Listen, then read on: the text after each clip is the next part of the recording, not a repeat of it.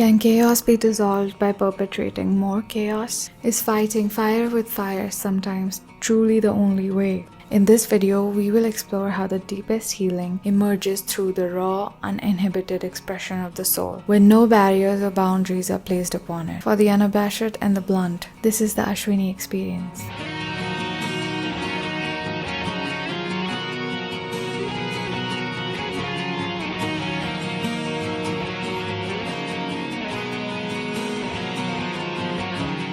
Among lead singers of emo bands, Ashwini was tied for the top moon placement and also the top nakshatra when combining both sun and moon. The three Ketu-ruled nakshatras, Ashwini, Magha and Mola, were also amongst the top 4 placements of the sun. So while this video will largely discuss Ashwini themes, some of these influences can also be seen in Magha and Mola. Before diving into Ketu's relationship with this genre of music, let's first understand what exactly emo music is.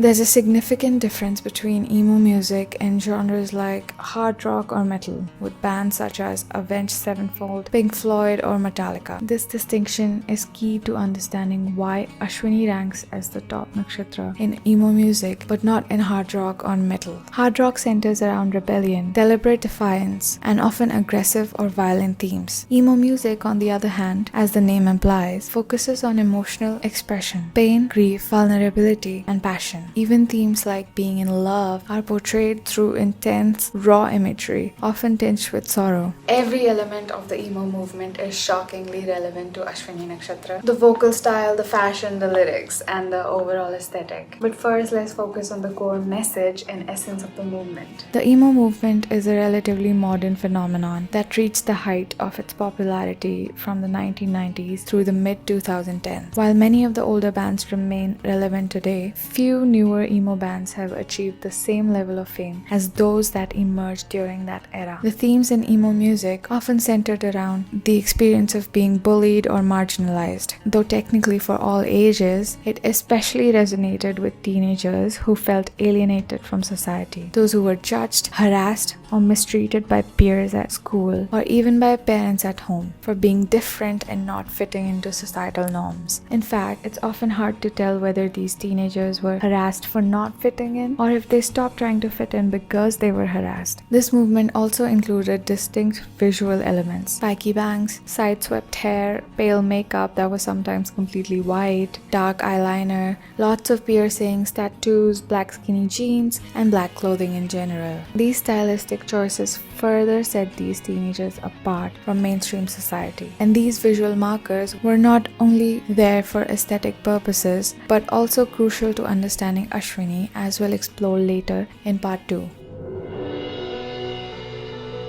First, let's look at some basic association between these themes and Ashwini as well as Ketu. Then we'll move on to slightly deeper layers of symbolism. As you can tell, these are heavy topics, ones that often make the average person deeply uncomfortable, especially when paired with intense music and raw vocals. But Ashwini Nakshatra and Ketu in general have an unusually high tolerance for themes like these. Let's explore why that is. In nearly every spiritual system, whether it's astrology, Kabbalah, the musical scale, or the Sanskrit alphabet, everything begins with a Ketu-like symbol. The Sanskrit alphabet opens with A, the simplest sound to produce with your mouth. Most languages begin with a similar vowel sound because of the same reason. It requires practically no effort from the lips, tongue, or teeth. You simply open your mouth and let the sound emerge. Ashwini, as the first nakshatra, also begins with this primal, effortless vibration. In Kabbalah, the tree of life begins with Kether, a spiritual force that shares many properties with Ketu. Kether is so elevated that it exists beyond human comprehension. You can experience the other spheres, but not Kether. It contains everything. It is the totality, the beginning point from which all things and other spheres emanate. Similarly, Ketu represents universal knowledge. Not moral knowledge, not political knowledge, not judgment, but pure awareness of function and truth. It doesn't distinguish between good or bad, right or wrong. It just is. Just like the sun rises each day, not questioning its role, not feeling the weight of Mondays or moods. It just shows up and performs its dharma. Ketu is also a body without a head. So just like your body digests food, your heart beats, your eyes blink, and just like the way you breathe, all without your conscious effort or even interference. Similarly, the primal sound is simple, and it is the potential energy from which all other sounds emerge. These systems run on truth. They're not controlled or changed by opinion. You cannot command your body to stop digesting food or stop blinking, and you cannot command your heart to stop beating. Ketu does not respond at all to judgment or resistance. It follows the pure current of cosmic function. In this way, Ketu encompasses all the knowledge in the universe. If an animal dies in the wild, the universe is not going to stop its function to grieve over the animal, like humans stop their functions to grieve certain things. So these deeper topics in songs generally do not disturb Ashwini or Ketu people. Just like Ketu, they inherently have a broader perspective on life, which is why they do not judge very easily. Imagine if you were God, or if you were the universe and there were a billion things happening inside of you all the time. Someone was dying, someone was getting scolded by their boss, someone else was winning a prize. Multiply that by 8 billion people going through something big or small every day. So will you judge or change your course for these small things? Probably not. Now understand that you are the universe because your body is a universe with millions of cells. So you're not going to care if one cell in your body regenerates because you have so many other cells, and that one cell is insignificant. So that gives you a broader perspective on cells in your body. These songs often included a lot of screaming.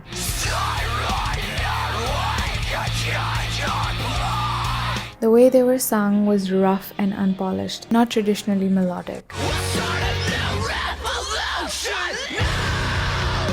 It was all about raw emotional expression. This genre is also known as screamo because of the intense screaming in the vocals. Not just growling, but full on, as loud as you can, screaming. The vocals often had a wailing, crying quality charged with overwhelming emotion.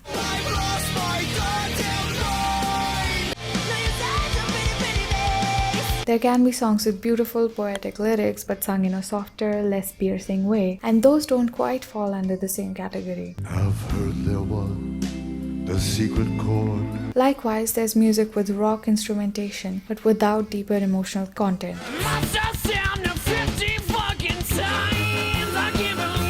Like what you hear in many hard rock bands such as AC/DC or Avenged Sevenfold. That kind of music doesn't fall under the Ashwini umbrella. When you have both emotional intensity and heavy instruments, that's emo music. With Ashwini, more is more. When the vocalist sings, it often feels like they're actually crying or screaming rather than singing. So long, goodbye.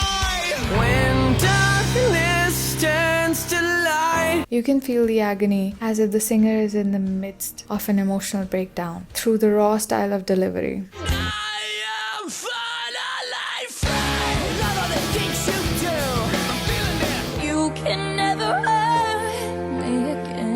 In the Natya Shastra, which is the ancient Indian text on dramatic arts, art is considered a form of catharsis. You dance, sing, write, or use whatever medium speaks to you as a way to express emotions like admiration, sorrow, etc. However, in reality, when you're truly bursting with emotions and you want to release, expressing it artistically isn't always the first thing that you do. Screaming is actually one of the purest forms of catharsis in this way. If society's unspoken rules didn't exist, most people would instinctively choose to scream when they're frustrated, which also includes the primal sound or rather which is the first and most basic vowel in Sanskrit. When you're deeply sad or in pain, you still choose to cry quietly instead of bawling loudly. There's a thought in the back of your mind: what if someone hears me? What if the neighbors question whatever is happening in my house? But now compare that to a baby, the first form that a human takes on earth. A baby doesn't have those filters. It will scream when it needs something, or when it's in pain, or when it wants to express itself. Babies don't think about being polite or quiet. They're not going to compose a sonata when they want to express sadness or when they want milk, or like they're not gonna paint a masterpiece to express how much they're suffering in a dirty diaper or that they want attention. They just scream and cry, and that's all they know. Similarly, these emo songs are sung with raw passion and unfiltered emotion, often in a way that feels like someone is actually crying. Even when the song is about something positive like being in love, it still carries a deep emotional intensity that sounds like it's coming from the pit of the singer's stomach. In many social settings, expressing too much emotion is not considered cool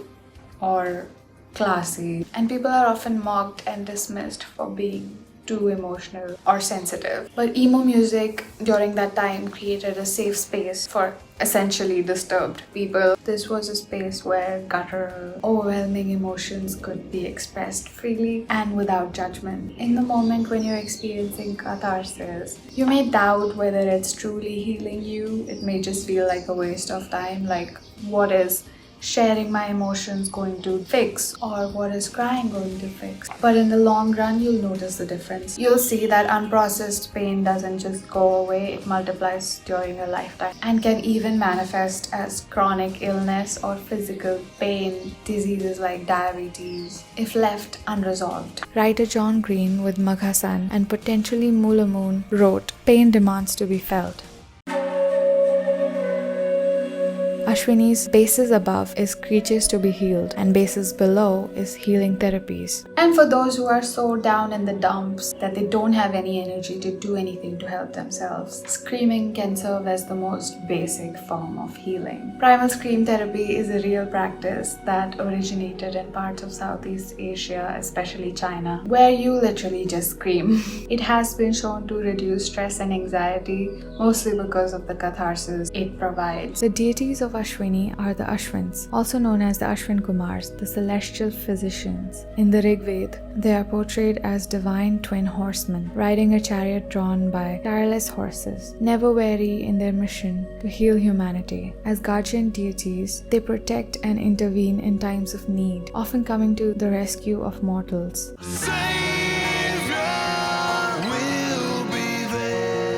The Ashwins are especially known for their power to restore life and bring the fallen back from the brink. In this way, these Ashwini emo musicians became the modern-day Ashwin Kumars for many distressed children and teenagers. Listeners often shared that the catharsis induced by their music literally saved them. This was a major theme at the time, the idea that emo bands were saving lives. There were multiple posts and fan art made about the band saving them. This is why Ashwini being the first nakshatra overall, and Ashwini, Magha and Mool being the first nakshatras in each respective stage, represent the honoring of our most basic instincts and deep need for complete and total freedom. Ashwini being in Aries is especially connected to the body in the most literal physical form. The lyrics of this genre of music are usually extremely emotionally charged, hence the name emo, and most people wouldn't feel comfortable saying these things in everyday life in order to appear strong. For example, how deeply you love someone to the point of losing yourself, which isn't necessarily a bad thing. Or if you're angry, how that anger can become overwhelmingly intense. The lyrics are poetic, soul-piercing, and intense. They leave you dumbfounded. Those are the words that come to mind. They often speak in hyperboles and superlatives, which shows they're coming from the darkest bits of the soul, completely unfiltered. Just like Rosa Diaz, played by Stephanie Beatriz, talks in Brooklyn Nine-Nine. I'm gonna punch him so hard in the mouth he bites his own heart. These lyrics reveal the vulnerability of a person, where they can speak in such intense ways, while most people would be too shy or reserved to say these things out loud.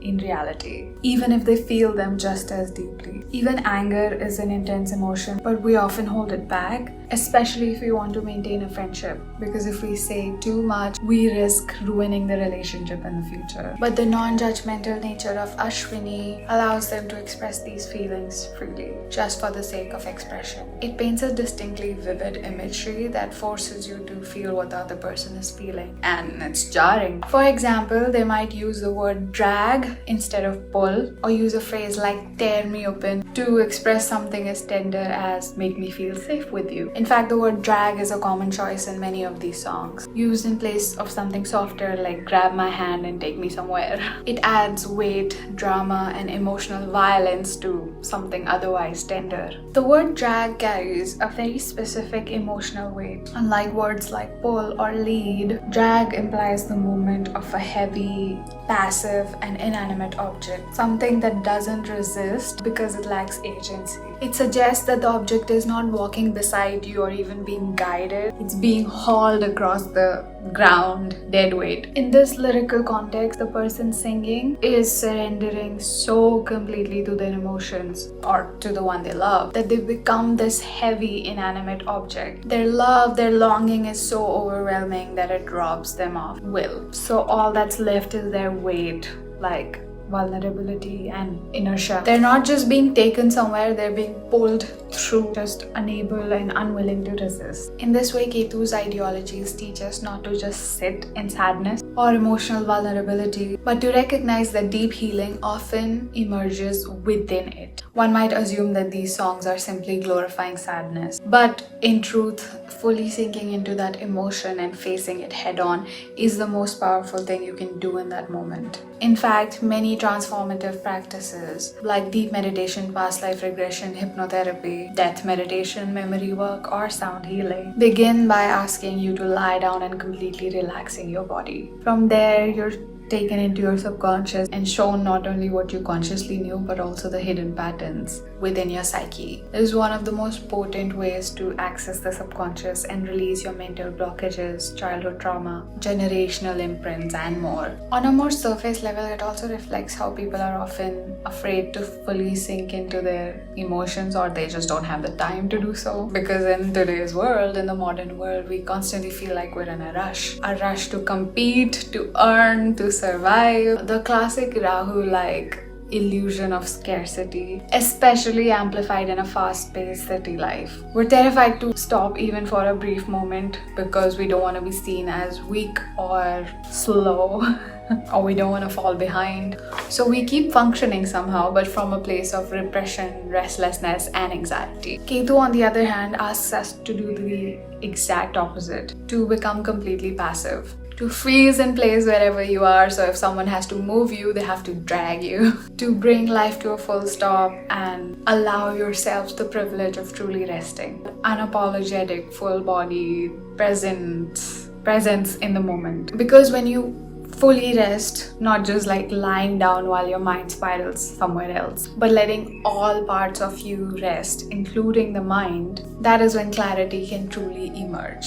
That is the moment when you allow emotions to flow, feel them fully, and accept them without resistance. And in doing so, you actually begin to transcend them. So you essentially cannot transcend them without feeling them. That's when you return to the 0 point of Ketu, clean, still, weightless, whatever you want to call it. It quiets your mind and helps you start with a fresh slate.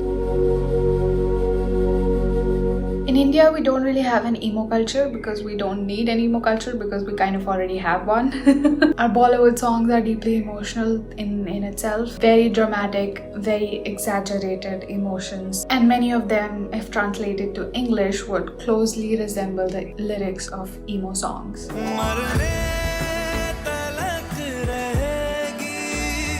Bollywood has always embraced intense emotional expressions. In contrast, in the Western world, especially some parts of Europe, practicality and stoicism are more culturally dominant. In India, it's normal to see people openly expressing themselves, even on the streets, whether they're laughing loudly, crying, or even arguing. That emotional openness is a part of everyday life here. This is part of why many people from the West seek out emotional healing therapies in South and Southeast Asian countries because they're craving the access of emotional release and expression that is very normalized here. They can finally fully feel the trauma that they've been repressing in their own culture. And I'm not just talking about Western countries in general, but even in cities in India, intense emotions are often labeled as a mental breakdown where they would be celebrated in smaller towns or villages. Spiritual cultures in India, which are common in villages and small towns, associate intense emotions like anger and angst with divine energy through the Rudra form of Shiva or Kali as a feminine version. Expression is seen as sacred, not shameful. So much of what we see as cultural norms in cities today are actually colonial overlays, not rooted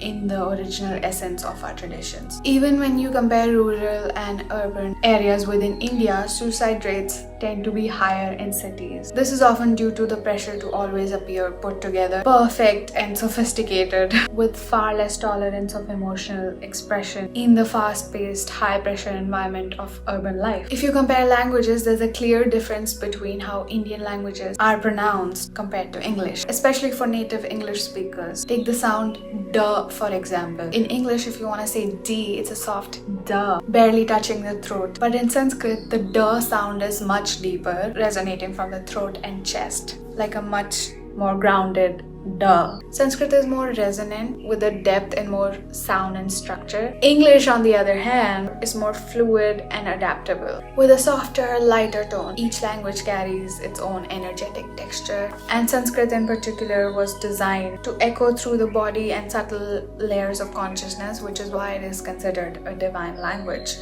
Much like Latin. Indian languages are pronounced exactly the way they're written. There's no need to guess the pronunciation when you see a new word. There's no concept of silent letters. In contrast, many English words are pronounced very differently from how they're written. Like the letter G in night is silent. The structure of a language often reflects the belief system of the culture that it comes from. Every culture has its unique strengths and weaknesses, so I'm not pointing fingers, okay? There are also a lot of downsides to just always expressing yourself freely, because there would be no civilization at all or no progress if people just always adopted a Ketu way of living. So in this specific context, Indian culture mostly resembles the Ketu way of being.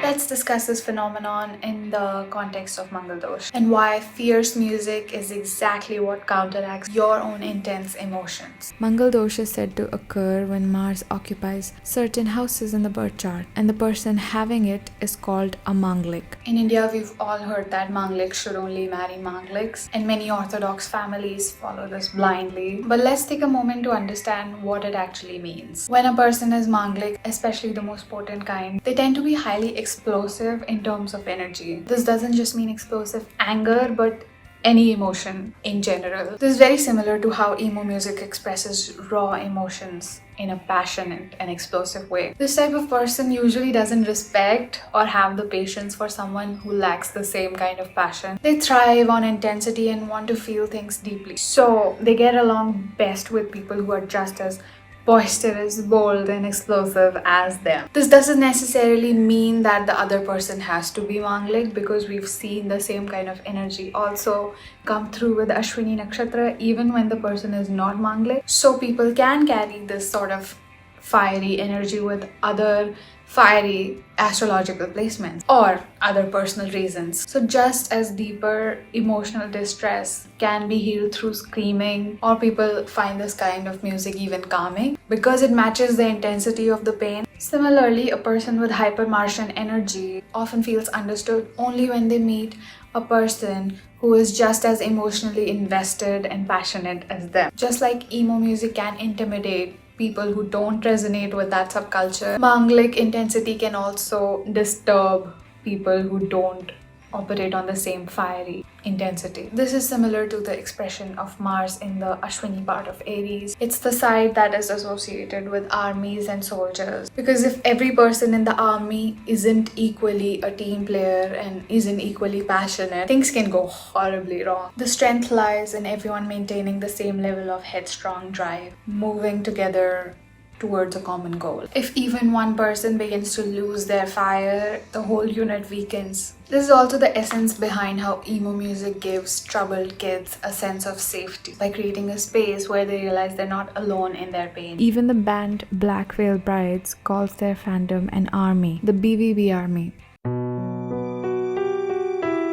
Hard rock music was rooted in themes of rebellion, violence, chaos, and acting out. It reflects what happens when a bullied or emotionally disturbed teenager grows up and releases their frustration in extreme outward ways. When someone experiences abuse in childhood, whether from parents or peers, they're far more likely to act out or become aggressive later in life. In that sense, hard rock gives voice to the adult experience of those who were once abused as teens or children. Screamo, on the other hand, dives into the origins. What pushed someone to become a rebel or lash out violently in the first place? So Screamo shows the origins of what creates violent people if they do not heal from that trauma. If hard rock captures the aftermath, emo music captures the cause. It portrays these kids not just as angry or wild or just inherently bad kids who are violent, but as victims of emotional trauma. When that trauma is addressed and healed early on, these kids can grow into much healthier, grounded adults. But when left unacknowledged, the weight of psychological pressure can lead them towards self-harm or, in the more heartbreaking cases, suicide. These themes of self-harm and suicide and all the down lows of psychological pressure are all captured in emo music. The biggest cause of self-harm or suicide is not the trauma itself, because a lot of people go through trauma and a lot of people emerge out of it and turn their life around. Instead, not having a proper way to express and process pain is one of the most significant risk factors, especially when combined with other vulnerabilities. This may be due to unavailable resources, like not having people you can trust to talk about it with, or anyone that you talk about it with dismissing you or not believing you, not listening to you, not taking you seriously, whatever it is. But this can also be internal, your own unwillingness to express or feel your grief. This is also one of the reasons why men get more heart attacks than women, because there is more pressure on men to repress their emotions and never express their vulnerable side. But for a child or teenager, their parents are usually their only source of safety. Even if the entire world feels hostile, a child naturally expects their parents to protect them. When those parents either fail to understand or outright blame the child, it reinforces this belief in the child's mind that they themselves are the problem. This becomes even more damaging when the child also lacks external support like friends, teachers, or mentors who see them clearly. A child's mind is simply not strong enough to withstand that level of trauma. So in the hierarchy of emotional vulnerability, a disturbed child sits pretty much at the top, just behind babies, because they are the second weakest in both physical strength and emotional defenses. I'll link several studies on this topic below, whether this music actually helps teenagers and children through catharsis, or if it ends up influencing self-harm or suicidal thoughts in those who maybe hadn't felt that way before listening to that music. In the studies, the kids who had already been bullied or harassed in some way and identified with emo or alternative subcultures felt that the music helped them calm down. On the other hand, kids who hadn't experienced such harsh circumstances and identified more with groups like jocks, preppy kids, or nerds found the music disturbing and jarring. In one of these case studies, there was also this girl who apparently had a very normal life and no real trauma, and when she started listening to this music, it actually pushed her to commit suicide. Obviously, there are more factors than just simply saying that this music creates that kind of effect in people's minds, but it was nevertheless very interesting to note that. This also says a lot about what happens when you approach some kind of medicine without actually needing that medicine.